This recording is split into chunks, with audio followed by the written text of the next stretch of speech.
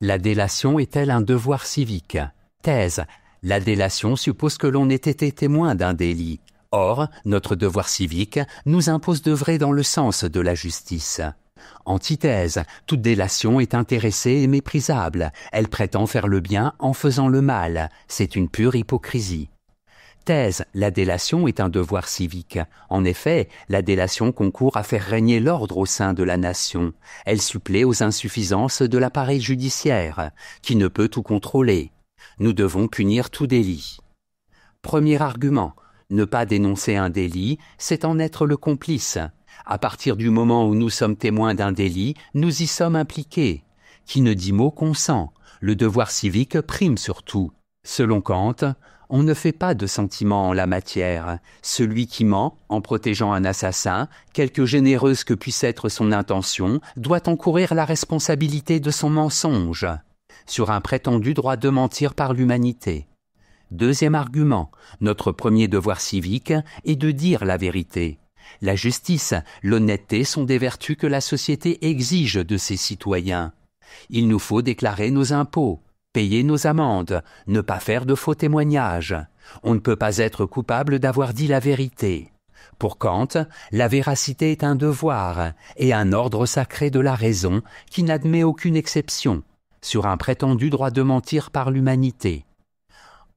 Troisième argument, tout délit doit être puni. En ne dénonçant pas les criminels, nous ôtons toute force à la loi. En cela, la délation est profondément dissuasive.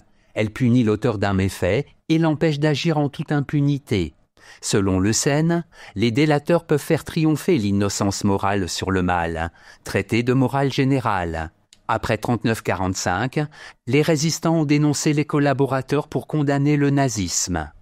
En bref, la délation vise la sécurité des innocents au sein de la nation.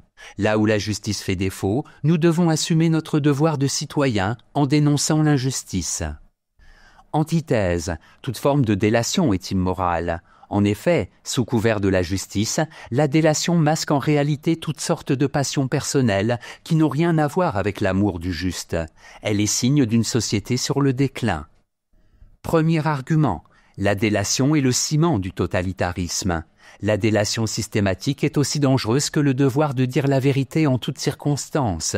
Qui peut se prévaloir de n'avoir jamais violé la loi pour s'ériger en accusateur des autres? Les délateurs sont le ciment des sociétés totalitaires.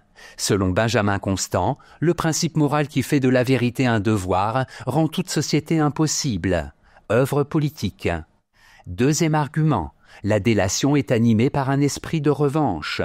Si la délation était un acte juste et désintéressé, les délateurs n'agiraient pas en secret. C'est une attitude tout à fait irrationnelle. Nous faisons du mal à autrui au nom du bien.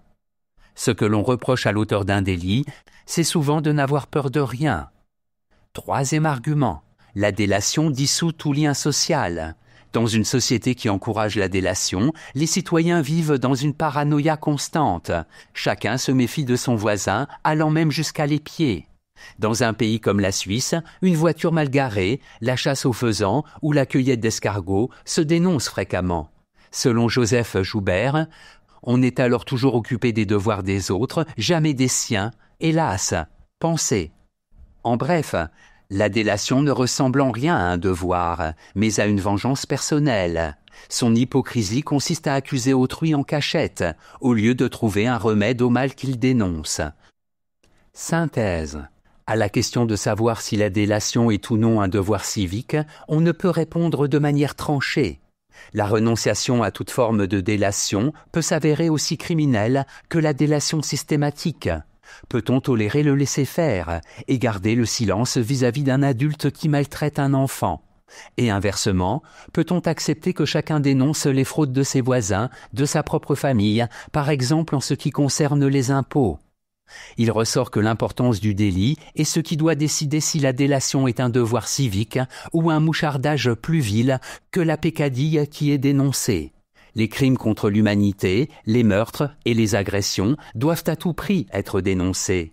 En revanche, les menus larcins de la vie quotidienne, qui ne menacent pas l'ordre public, ne sauraient faire l'objet d'une dénonciation. Note et commentaire, impunité, fait de ne pas être puni, alors même que l'on a commis un acte répréhensible. Devoir formel. Pour Kant, le devoir est un impératif absolu, indépendamment de son contenu. Il ne connaît aucune exception à la règle, car toute exception à la règle rendrait le devoir non obligatoire. Benjamin Constant sera indigné de cette position qu'il juge extrémiste. Citation. L'arbitraire n'est pas seulement funeste lorsque l'on s'en sert pour le crime. Employé contre le crime, il est encore dangereux. Benjamin Constant, des réactions politiques.